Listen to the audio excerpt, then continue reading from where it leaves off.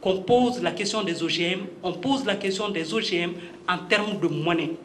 On parle de la question des OGM en termes de modification des autres êtres vivants et nous-mêmes.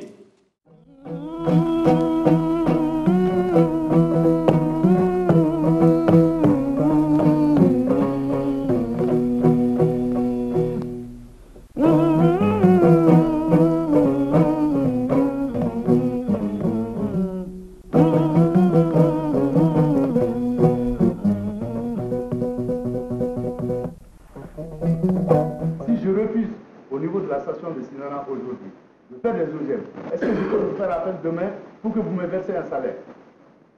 Dans le domaine des OGM, pour en sorte qu'on va remplacer 100 paysans par un seul paysan et un gros tracteur, est-ce que vous payerez les salaires des 99 paysans que vous aurez contribué à faire évacuer? Nous nous disions que nous avons un mandat de recherche. Si le Mali offre aujourd'hui pour orienter la recherche vers les OGM, en tant qu'individu, nous pouvons refuser de le faire. Pour des éthiques morales. On est fait pour ça. Pour des éthiques morales, nous pouvons refuser de le faire. Mais si notre survie même en dépend, en tant qu'individu. Quand je réfléchis actuellement pour les producteurs, je dis que moi, personnellement, je suis foncièrement contre les OGM.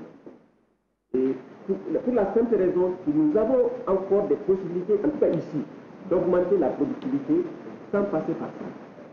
Ça, c'est ma conviction personnelle. Ça, c'est ma conviction personnelle. C'est ta position. Je suis sur la même position que monsieur. Je pense qu'il y a encore des choses merveilleuses dans nos variétés que l'on peut améliorer. Peut-être qu'il faudra longtemps, mais je pense qu'on peut améliorer ces variétés-là et qu'on n'a pas encore tout découvert là. Si vraiment un jour on est coincé et qu'il faut, pour éviter de mourir de faim, des OGM, je dirais on reverra la question, mais on n'en est pas là. C'est ça. Si l'IR donne le mandat de faire des OGM, on va le faire. L'IR nous demande de faire des OGM.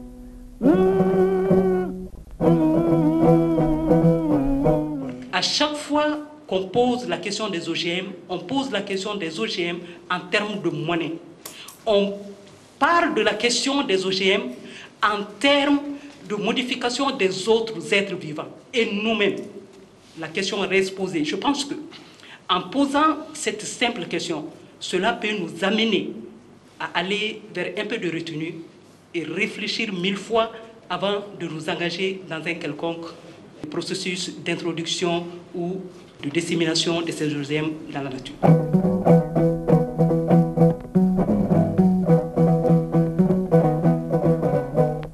Cavalier à destination de Caille. Nous allons décoller dans une minute. Merci de bien vouloir rester assis attaché. Le temps de vol pour Caille sera de 1h30 environ. Je vous souhaite un agréable voyage.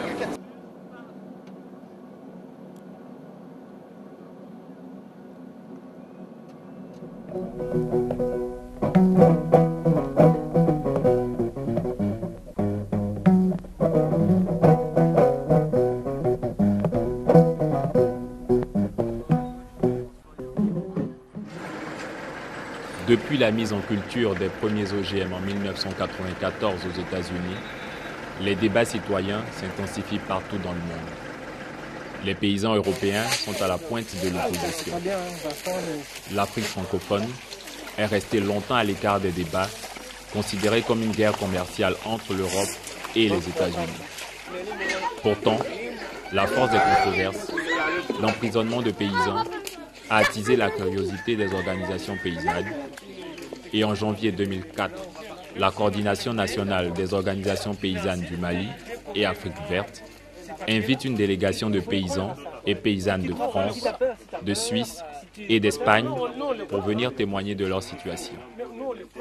À cette occasion, des forums sur les OGM ont été organisés dans les principales villes du Mali, à Bamako, à Caille, à Ségou et à Sikasso, lançant pour la première fois le débat public entre paysans, chercheurs, responsables et citoyens. Les très jolis 45 ans, la capitale, ça sert l'argent. Et qui monte déjà dans la première année dans les fleurs. Ça existe aussi. Ça c'est un peu un problème, je pense, Je ne connais pas tellement votre variété.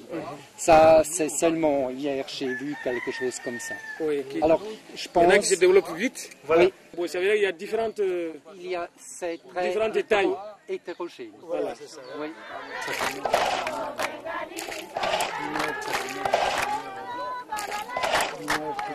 Ça, c'est mon fils.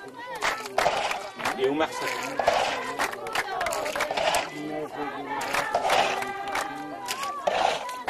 Mais j'ai son adresse, mais pas ici. À la maison.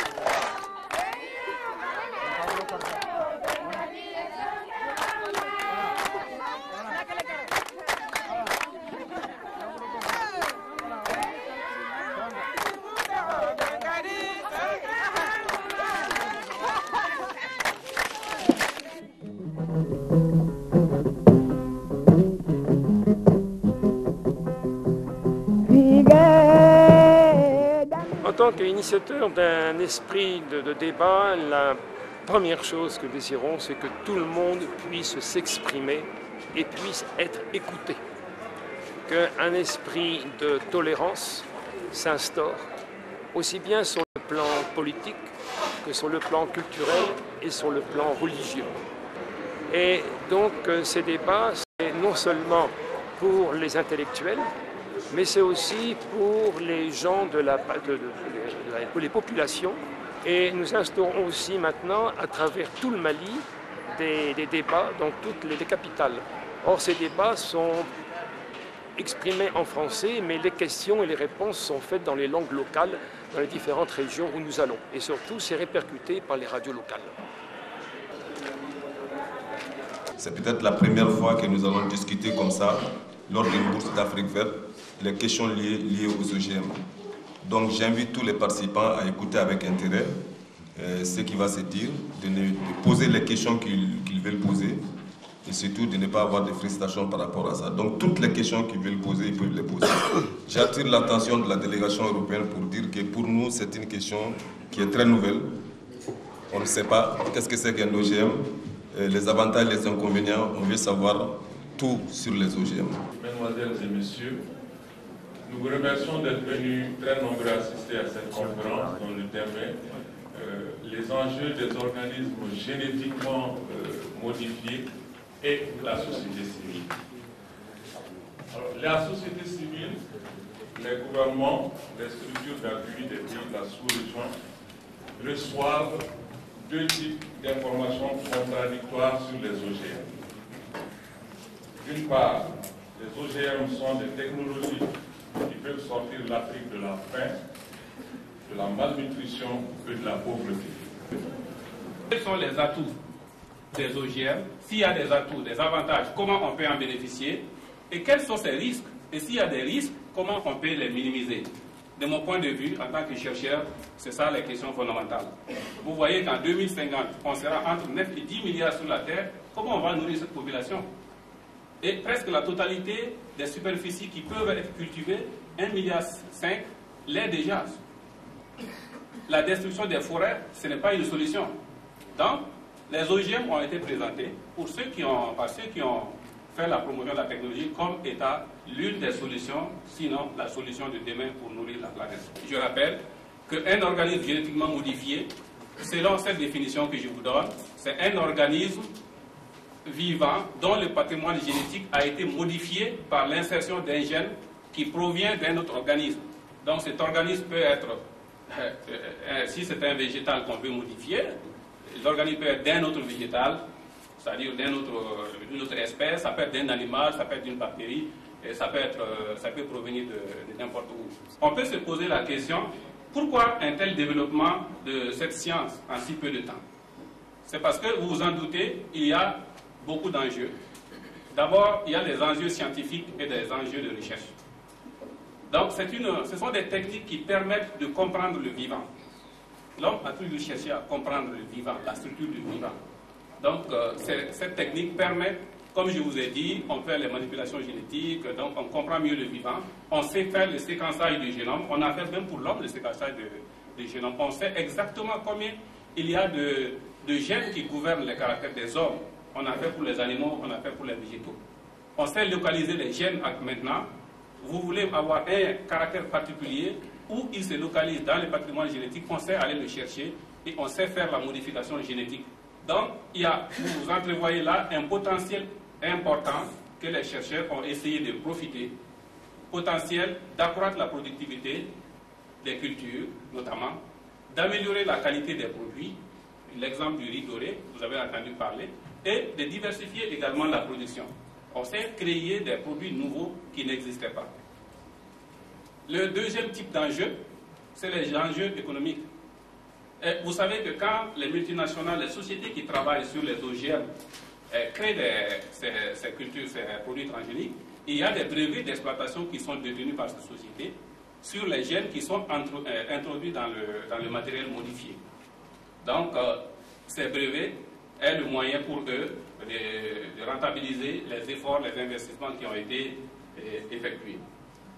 Il n'y a pas un domaine où les pays pauvres risquent d'être plus marginalisés que dans le domaine des OGM. Parce que aucun pays pauvre en Afrique n'a les moyens de produire des OGM d'abord. Il faut des équipements très chers.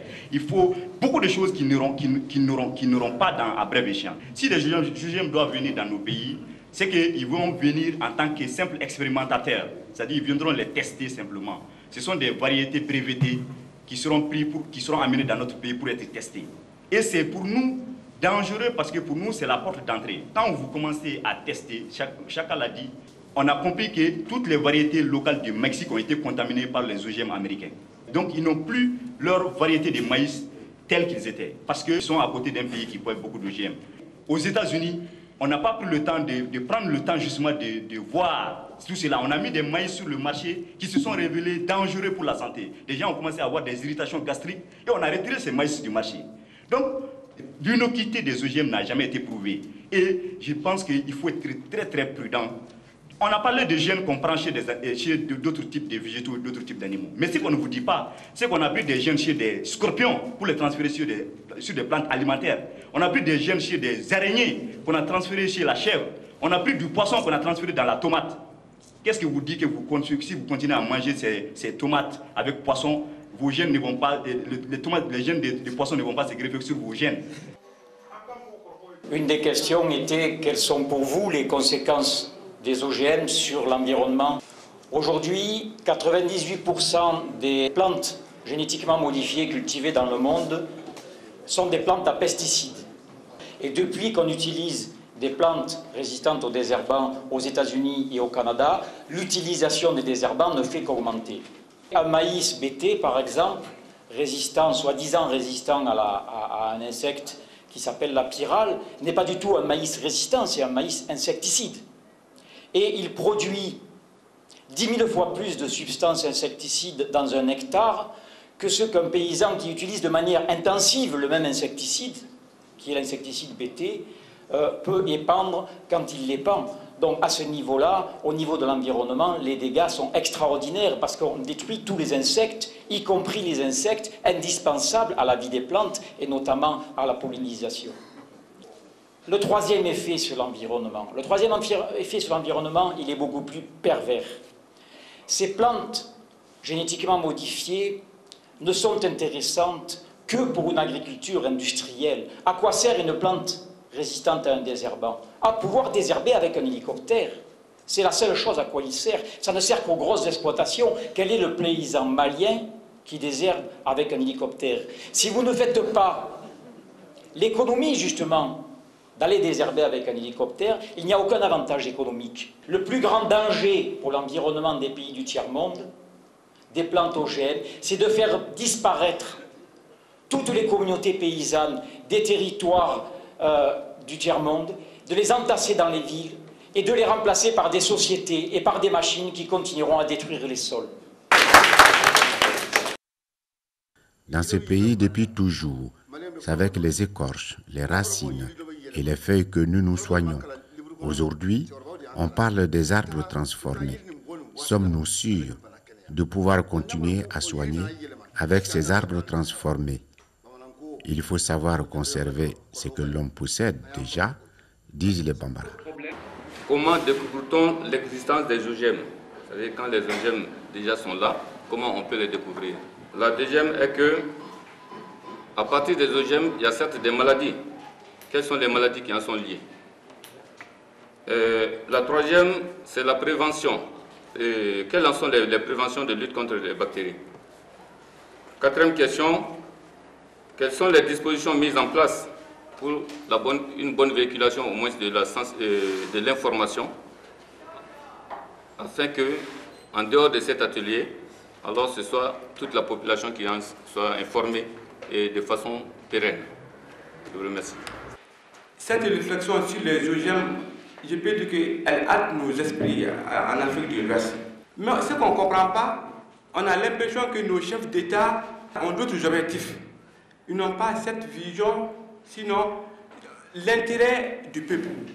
Parce que vous voyez, toute cette manne qui est derrière, l'argent qui est derrière, mais l'argent, oui, les gens voient, mais finalement, le paysan n'a pas cette information, le paysan ne sait pas. Tout ce qui se négocie, le paysan n'a aucune information.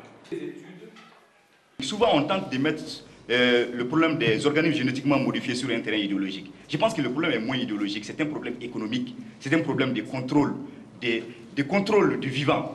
Et ça, je pense que tout le monde, tous doivent se mobiliser pour que nous ne tombons pas dans ce piège de dépendance. Parce que nous sommes déjà, nous, pays pauvres, nous sommes déjà trop dépendants. Il ne faut pas qu'on aille dans une nouvelle dépendance, à mon sens. Quel est le moteur de l'augmentation de la production? Dans tous les pays où la production agricole, alimentaire a augmenté, vous allez voir, il y a un seul moteur, c'est le prix qu'on paye aux producteurs. Ce n'est pas les intrants, ce n'est pas le crédit, ce n'est pas, disons, il faut que le marché soit sûr. Et demain, je vous dis cela, si on donne des prix garantis aux paysans maliens, le Mali sera excédentaire dans toutes les productions. C'est parce que les paysans n'ont pas de bons prix qu'ils ne produisent pas plus. Parce que comment on peut vous demander d'être performant, d'augmenter votre production alors que vous êtes dans une situation de déficit chronique? Parce que tout ce que vous produisez, vous le vendez à perte sur le marché. Donc voilà la seule réalité. Et ça, on ne le dit pas. On parle technologie, on parle de nouvelles technologies, on parle d'amener des nouvelles variétés, mais ce n'est pas ça le vrai problème. Le vrai problème, payer un prix honnête aux paysans. Et c'est partout où on l'a fait, le paysan a augmenté sa production. Nous allons parler un peu de semences. Pendant des millénaires, ce sont des paysans qui ont mis en culture ces variétés jusqu'à aujourd'hui. Mais aujourd'hui, parce que des sociétés se sont créées il y a quelques années, ont des moyens, font des pressions, ils veulent s'approprier ces variétés, ils veulent les avoir pour eux tout seuls. Désormais, il faut payer pour pouvoir s'aimer. Et ça, je pense que ça, c'est difficile à accepter. C'est pour cela qu'il y a autant de tollés.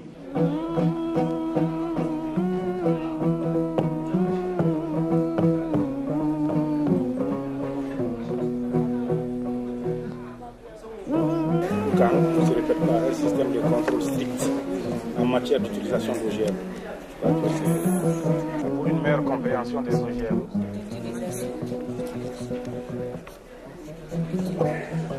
Nous avons salué ce débat qui a porté sur les OGM parce que nous avons trouvé en ce débat un éveil de conscience et surtout une façon d'interpeller la société civile malienne pour qu'elle s'organise face à ce danger-là qui est en train de nous guetter. Et nous avons demandé aussi qu'un débat national soit instauré sur la question. Et que désormais, nous demandons à Afrique Verte de voir avec le gouvernement malien comment est-ce qu'on pourra instaurer un débat national sur la question pour que toute la population malienne et les paysans en particulier soient édifiés par rapport à ce sujet-là. Ils nous ont donné des informations précises et claires sur les OGM. Bon, nous pensons qu'on peut quand même aller donner des informations à la base dès qu'on sera de retour au niveau des paysans. Nous sommes dit que nous sommes des représentants des organisations paysannes. On peut sensibiliser la base parce qu'un jour ou l'autre, la décision peut venir d'une volonté politique peut faire qu'on puisse amener les OGM au Mali. Et si les acteurs à la base ne sont pas informés, donc ça va les prendre à défaut. Donc, pour nous, notre action s'inscrit dans le cadre d'anticiper les choses. Dans la salle ici, on avait parlé sur les avantages économiques, mais il y a un avantage que nous, on a un peu débattu dans notre groupe, c'était par rapport au riz doré qu'on cultive en Asie. Le riz doré, c'est ajouter la vitamine A au riz. Donc ça permet d'améliorer la vision des enfants mal nourris en Asie. Il a été évoqué le riz doré enrichi en vitamine A, en disant que ça pouvait soigner les enfants aveugles ou sous-alimentés en Asie. Cette histoire de riz doré, je vous demande de faire très attention. Qu'est-ce que c'est? C'est un riz transgénique, oui. C'est un riz OGM, oui. Qu'est-ce qu'on a mis dedans? On a mis dedans 3 gènes qui viennent d'une plante qui s'appelle la narcisse, d'une autre plante, hein, qui n'a rien à voir avec le riz, et qui va lui donner cette couleur un peu jaune. Donc on dit doré parce que le riz est un peu jaune. Et puis ils vont faire venir aussi, bon, il y avait un gène aussi d'une autre bactérie.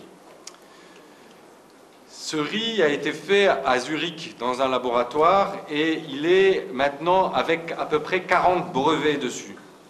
40 brevets. Ce riz a été monté disons, devant le public pour dire que les firmes faisaient quelque chose de bien pour les populations pauvres du tiers-monde et en plus, pour ceux qui sont plus sous-alimentés, en plus de ça des enfants, vous ne pouvez que être d'accord avec un OGM pareil. Mais ce qu'ils ont mis comme vitamine A dedans, c'est vraiment très peu. On a fait le calcul qu'il fallait manger 3 à 4 kilos de riz par jour pour pouvoir avoir le taux de vitamine A qu'il faut.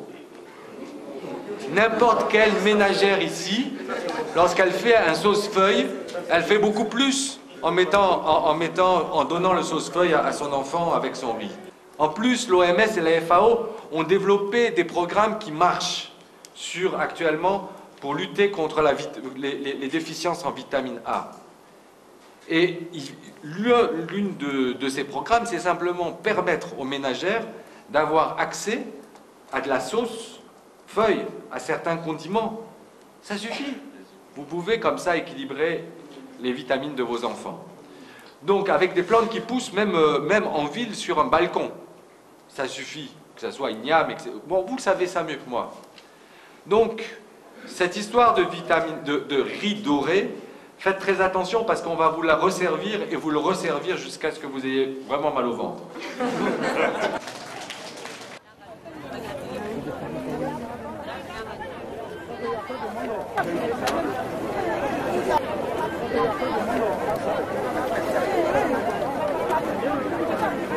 Les semences qu'on produit localement, ça c'est les semences de mil sorgho, et de maïs, d'arachide, de gombo.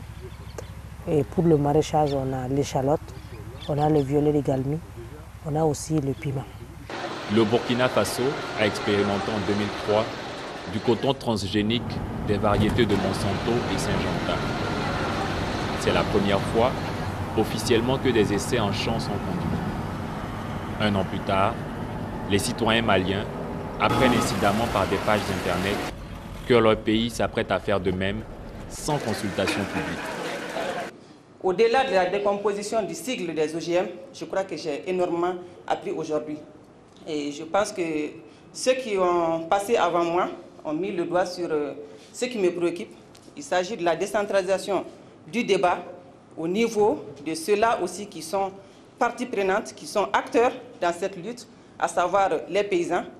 Il s'agit aussi de rendre le débat moins technique et moins scientifique.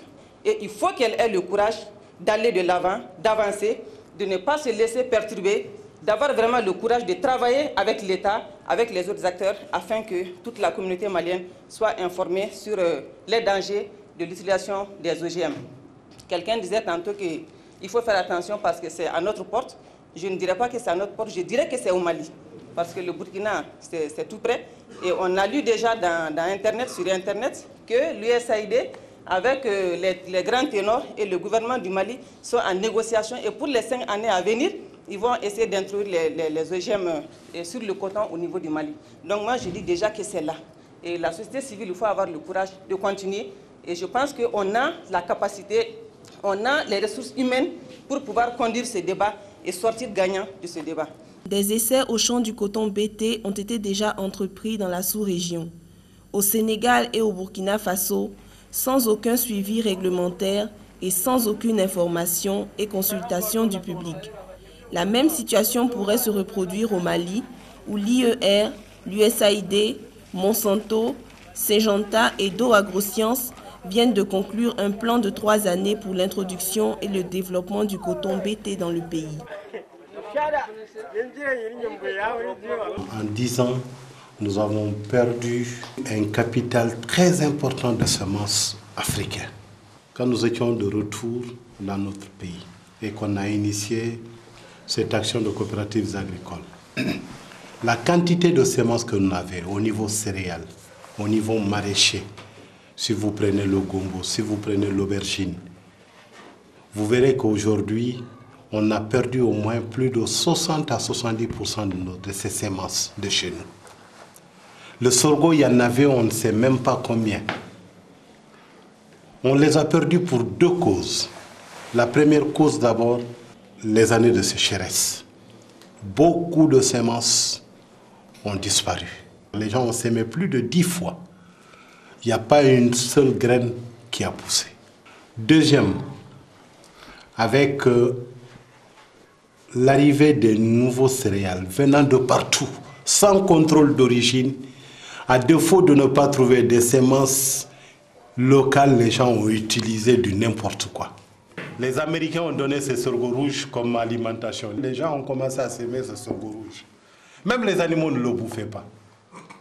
Et quand les femmes cuissaient, mais c'était du rouge comme du sang. Les gens ne voulaient pas consommer. Mais à défaut, parce que les gens, c'était la disette, ils étaient obligés de consommer. Et même à la rigueur d'en conserver, même pour faire des semences, qui sont venues des États-Unis. Dans les villages, vous avez plusieurs sortes de semences aujourd'hui comme ça. Ça, c'est vraiment le constat qui est là aujourd'hui, où il y a 2 problématiques très importantes. Le phénomène de la sécheresse, le phénomène des semences qui viennent de partout sans connaître les origines, les gens le sèment sans aucune précaution.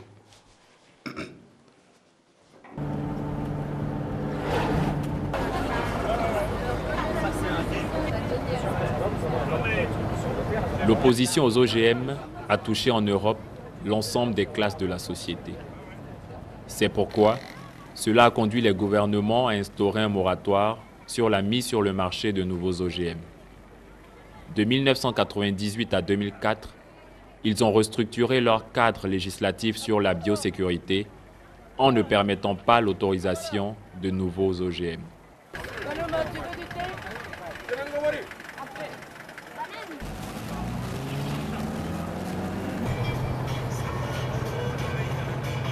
Je vous apporte le salut de la Confédération paysanne et de Via Campesina. Et puis je vais vous parler tout de suite de mon expérience de paysan. Je crois que nous sommes peut-être, nous paysans, maliens ou français, les mieux placés pour entendre les chercheurs et les scientifiques, mais expérimenter et voir concrètement dans nos champs les conséquences de leurs choix, les conséquences de ce qu'ils nous proposent. Je suis originaire d'une famille du Nord où mon père était paysan, et je suis le 6e de 12 enfants. 8 enfants travaillaient avec mon père, nous le suivions dans les champs, nous avons appris toutes les techniques de récolte de la semence, et nous avions l'habitude de les mettre en sac, accrochés au plafond, pour les mettre à l'abri de l'humidité et puis des nuisibles. Et je me souviens du semencier qui passait et qui disait, en regardant les nombreuses semences de 30 variétés différentes, « Je viendrai la nuit, je prendrai tes semences, je les jetterai à la rivière pour que tu achètes les miennes. » Bien sûr, il disait ça avec humour, mais cela montre bien la volonté éternelle des fabricants marchands de semences, la confisquer. Une autre volonté des semenciers qu'il nous faut dénoncer, c'est celle qui a eu lieu en France à travers l'empêchement des céréaliers producteurs de céréales de réutiliser leurs propres semences en empêchant les artisans qui nous aidaient à trier le bon grain du mauvais grain, le bon grain des semences de mauvaises herbes, de passer dans les fermes. L'État français, en complice total des semenciers, a essayé d'empêcher ces artisans de nous aider à réutiliser notre semence. Nous nous y sommes opposés. L'État a cédé, mais il a imposé une taxe pour rendre moins concurrentielle la semence de ferme et nous décourager de la faire. Je crois que c'est encore une image de cette volonté des semenciers. Aujourd'hui, le combat de la Confédération paysanne s'est centré sur l'outil total que représente pour les semenciers la semence génétiquement modifiée pour nous confisquer définitivement ce droit à la semence. Et nous avons, en France, mené des actions dures pour dire « nous ne voulons pas ». Et la société, pour des raisons de protection de l'environnement, de protection de la santé du consommateur et du droit des paysans à l'accès à la semence, ne veut pas des OGM. Cette variété, on appelle ça démagnement, c'est une nouvelle variété au Mali ici. C'est très nourrissant que toutes les autres